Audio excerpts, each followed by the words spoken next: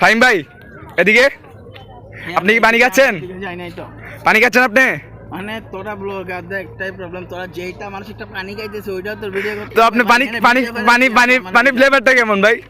স্বাদ কেমন পানির? পানির ফ্লেভারটা তুমি যেটা রাতে খাও ওইটার মতো। আচ্ছা আপনি রাতে খান নাকি? না আমি খাই না, তুমি না না আপনি খান মনে হয়, আপনি খান এই জন্য বলতেছেন।